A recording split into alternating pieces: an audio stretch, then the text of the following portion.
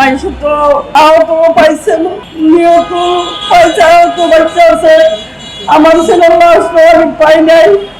এই পর্যন্ত আমি রাস্তায় রাস্তায় 13 মাস ধরে আমি কাঁদতাছি, ঘুরতাছি। আমার ছেলের লাশ নাই বলতে কেউ আমার কবরটার কাছে কবরটা পৌঁছে দেখাইছে, তো আমার কবরটার ঠিকানা আমার এই পর্যন্ত দেয় নাই।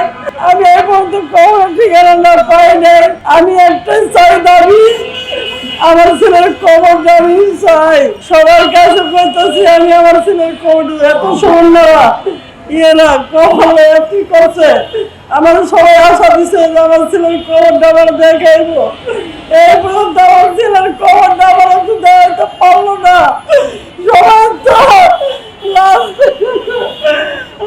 বুকে করে তো বাড়ি দিচ্ছে, দেখছে ছেলের কবর দেখছে।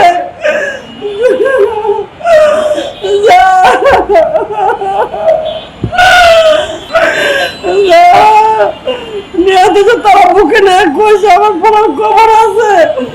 আমার ছেলেরা ঘর সম্পাইছে মতন এই পর্যন্ত আমি 13 মাস ধরে এত গানে গেলাম, সব সময় না আমার কয় আমার লাশটা দেখাইবো।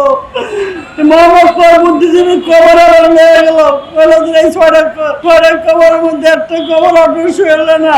এই 13 মাসের মধ্যে আমার খবরটা কেউ দেয়ল না। আমি কাঁদতেছি রাস্তায় রাস্তায়।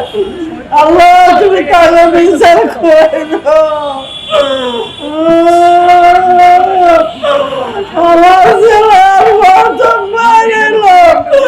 ঘর আর ফিরল না। আমি কেমনে খরচ করবো?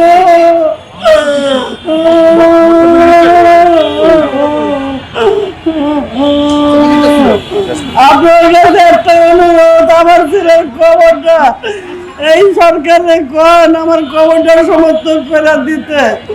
আমি ওনার কাছে আর কিছুই চাই না, আমার ছেলের খবরটা আমি চাই। আমার খবরটা আমি চাই।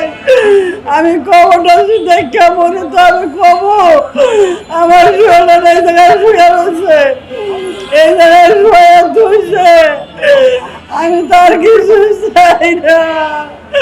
আমার যে জানে না কেটে যাই, আমার একমাত্র ছেলের খবরটা লেগে আমি আর কিছু চাই না বাবা।